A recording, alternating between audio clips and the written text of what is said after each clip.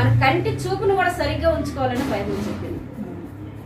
ఈ చెప్పిన మాటని విని అనుసరిస్తే నీకు మేలు, అనుసరించకపోతే దానికి తగిన శిక్ష ఉంటుంది. కానీ చెప్పడం ఏం చెప్పాలా? ఒక మార్గం కానీ, ఒక సత్యము కానీ, ఒక మతం కానీ ఏం చెప్పాలి మనిషికి? నువ్వు పాపం చేయొద్దు అని చెప్పాలి. నువ్వు పాపం చేయొద్దు అని చెప్పాలంటే ముందేం చెప్పాలా? నువ్వు పాపివు కనుక ఆ పాపాల నుంచి విడుదల పొందని చెప్పాలి. ఈ మాట అన్నా చాలా మంది కోపమే.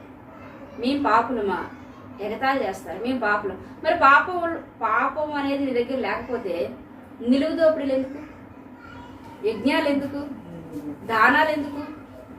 నువ్వు పాపివి కాదు కదా.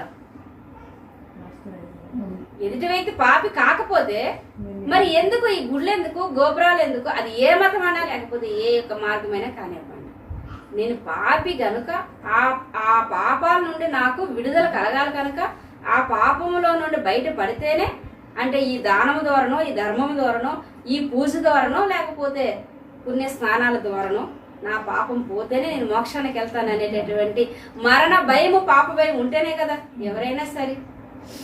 కానీ మనం పాపులు అనేటటువంటి మాట క్రైస్తవ నోటు వస్తే చాలా మంది ఎగతాళి చేస్తారు. వీళ్ళు పాపులు, వీళ్ళు దేవుడు పాపుల యొక్క దేవుడు అంటారు. నిజం తెలుసుకుందాం, తెలివి కలిగి ఆలోచిద్దాం.